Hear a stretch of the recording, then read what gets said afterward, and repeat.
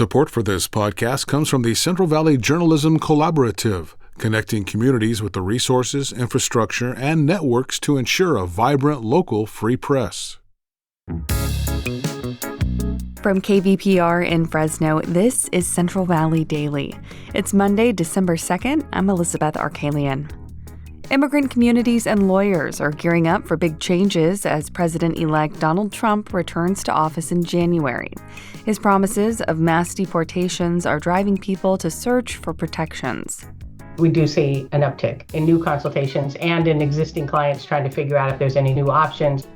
Coming up in just a few minutes, we'll hear how some in the Valley are preparing. But first, today's headlines. California's lieutenant governor could be asked to testify in a civil lawsuit against Fresno State. A whistleblower alleges he was revoked building access at Fresno State when he spoke out in 2022 about a mishandled sexual harassment investigation. It involved a former vice president of student affairs. Lawyers now believe Lieutenant Governor Eleni Kounalakis might have information about who authorized the lockout, according to the Fresno Bee. The newspaper says several administrators have acknowledged the lockout happened, but all denied responsibility. Donations are pouring in for a Valley teacher who died of rabies. Friends have identified the woman as Leah Sinong. She was a Fresno County resident, but taught middle school in Merced County. Sinong was reportedly bitten by a bat that was in her classroom. She didn't show symptoms until a month after the bite. She died last week after checking herself into the hospital, according to news reports. Human deaths from rabies are rare in the U.S., but the case prompted a warning from state health officials to avoid any contact with animals potentially infected with rabies. The annual Western monarch count is set to wrap up this month, and unfortunately, the numbers are not looking good. Cap Radio's Manola Cicada has more on efforts to save the butterfly. Preliminary results are hovering around 7,000, which is pretty low for a population that once thrived in the millions. Researchers say it's part of the trending decline they've witnessed since the monarch butterfly count first started in the 90s. Emma Pelton is a conservation biologist with the environmental nonprofit Xerces Society, which organizes the count. She says the number of monarchs counted fluctuates each year, but it's nowhere close to what it once was. Anything, down at these low numbers is really not sustainable. She says habitat loss, as well as drought and storms spurred on by climate change, are challenging for the butterfly. That's why cultivating healthy habitats and growing milkweed, which is food for monarch caterpillars, is so important. Adding more native plants, adding host plants that support monarchs and other butterflies, that kind of rewilding of those spaces. The really nice news is everyone can do, especially with a disturbance-loving plant like milkweed. The U.S. Fish and Wildlife Service has a deadline this month to decide whether monarchs should be listed as threatened or endangered. Pelton says this status could help bring more funding to conservation efforts. In Sacramento, I'm Manola Cicada. A Fresno-based producer of raw milk products is dealing with fallout from the growing challenge of bird flu. The company Raw Farm has been ordered to suspend all new sales to retailers after positive samples of the virus were found in at least 2 products. Aaron McAfee is one of the owners of Raw Farms. He warned consumers that they may see more disruptions. There will be shortages, and we apologize for this inconvenience. We know how critical our raw milk is to your diet and your well-being. That's from a video statement put out by the company over the holiday weekend. McAfee told the LA Times at least 2 of his cows had fevers in October, but had not tested positive for the virus. Support for Central Valley Daily comes from Fresno Mazda, part of the Prieto Automotive family, with special holiday financing deals on select models through the end of the year at the new showroom on Blackstone and Barstow. Information at myfresnomazda.com. And now to our main story. Some immigrant communities worry Donald Trump will make good on promises of mass deportations now that he has secured a second term in the White House. The state of California says about half of all farm workers are undocumented. In the San Joaquin Valley, KVPR's Esther Quintanilla reports communities are gearing up for big changes. Dozens of people are gathered in front of the federal courthouse in Fresno a few days after the election. They're rallying in support of immigrants, particularly the roughly 2 million Californians who are undocumented. Maria Pacheco is one of those voices. She's mayor of Kermit. It's a small town in Fresno County. Today, I stand before you with a clear and unwavering message. I am fully committed to working with and protecting our undocumented families. As mayor, Pacheco says she's been working with police to keep residents safe and talking with legislators to boost immigration policy. Pacheco is so concerned that she's been in talks with developers just across the U.S.-Mexico border in Tijuana. She hopes to build housing there for people deported from Kermit. And we know that some of these apartments are going to be used by families. Pacheco didn't provide many details, but says she hopes the dozens of units will be ready next year. And she isn't the only one anticipating change. Camille Cook is an immigration attorney in Fresno with many undocumented clients. We do see an uptick in new consultations and in existing clients trying to figure out if there's any new options. Options for staying in the country. She says there may be a path for one couple she met. One of the pair is undocumented, while the other was born in the U.S. and is in the military. Cook says they should get married as soon as possible. So we could do that, and then we can do the adjustment, meaning an application for a green card. But there's two concerns. One concern, Trump could do away with something called military parole in place. Undocumented spouses of military service members often use this to become naturalized citizens. The other concern is that they're a same-sex couple. Cook advised the couple to get their plans in order now, with growing worries that the Supreme Court could overturn gay marriage. Let's get this through while these options are still available. Attorney Veronica Garcia of the nonprofit Immigrant Legal Resource Center is also bracing for fast-paced policy shakeups. Based on what we saw last time, we did see a lot of immediate action and executive orders. Trump attempted to shut down the Deferred Action for Childhood Arrivals program, or DACA, in 2017. He argued DACA was unconstitutional. The Supreme Court will soon be weighing in, and Garcia says the only option is to wait. So what could be in store locally? Trump's first term may hold some answers. Former Fresno Mayor Lee Brand said the city could not guarantee protection for undocumented immigrants in a 2017 press conference. Despite that, city agencies did not cooperate with immigration officials conducting deportations. Immigrants, both those who are documented and those who are undocumented, work and live among us.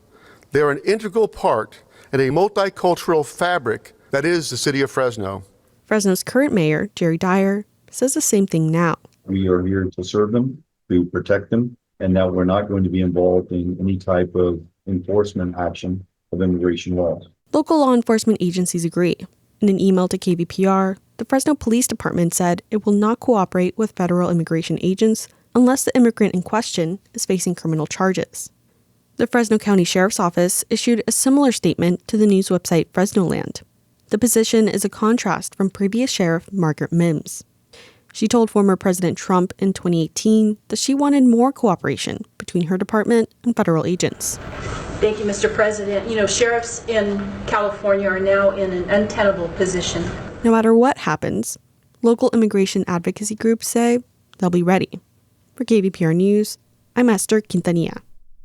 And Esther joins me now to dive deeper into her reporting. Hey, Esther. Hi, Liz. So first, I wanted to ask about local authorities and their cooperation with the federal government. Tom Homan, who's been selected by President-elect Donald Trump to be the, quote, border czar, which is a new position, he said last week in an interview that he would be willing to throw the Denver, Colorado mayor into jail if he did anything to stop immigration officials. So when you were speaking with city and county officials, did you hear from them about how they would respond to potential retaliation if they didn't cooperate with those federal officials? Yeah, so that particular quote from Tom Homan hadn't come out by the time I had spoken with Fresno Mayor Jerry Dyer. So I didn't ask him directly about what kind of retaliation he was expecting. But when I did speak with him, I asked him directly if there were federal orders coming down to have your police force work with immigration officers, would you allow that to happen? He answered directly, no. So I think that Dyer, along with Maria Pacheco, who's the mayor of Kermit, I think they're prepared for a longstanding fight with the federal government because both of them spoke about how local and federal government agencies have two separate roles. And at least at the local level, their commitment is to the community, whether people are undocumented or not. Okay, you mentioned the Kermit mayor, Maria Pacheco.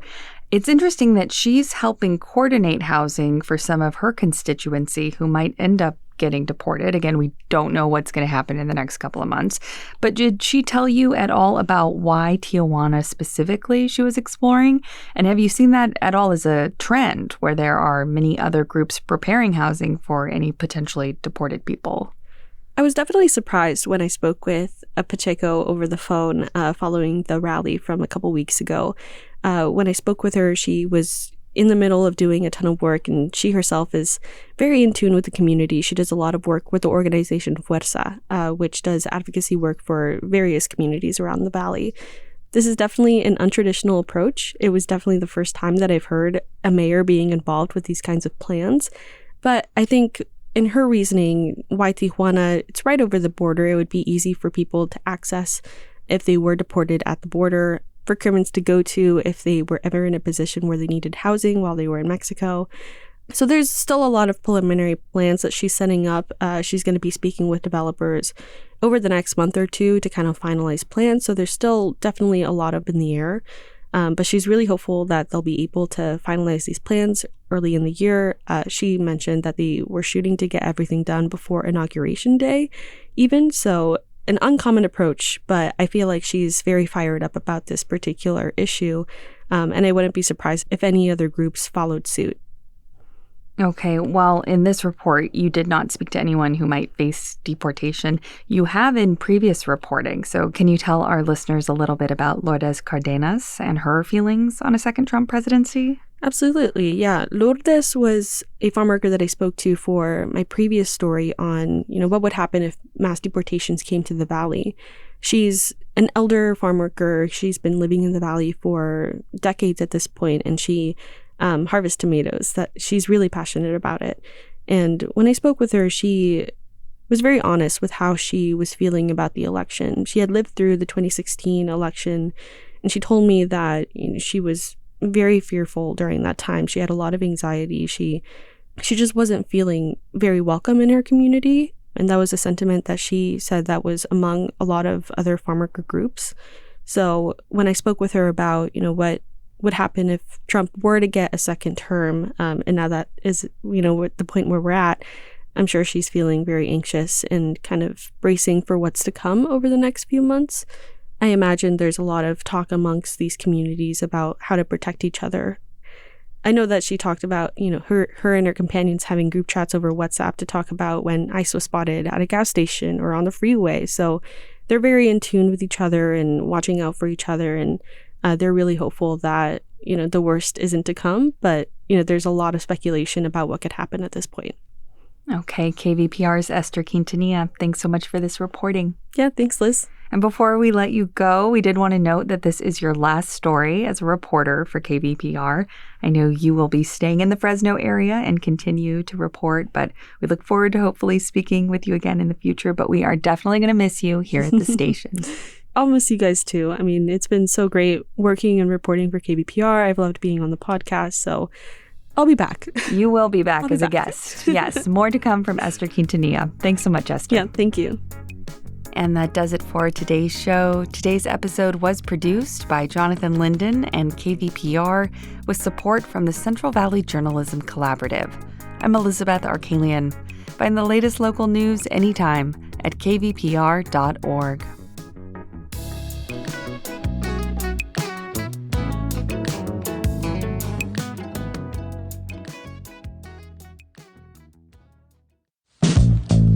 We could all use a little help navigating the news these days. The Consider This podcast wants to give you a hand. 6 days a week, we'll help you make sense of the day's biggest news story and what it means for you in less than 15 minutes. Listen now to the Consider This podcast from NPR.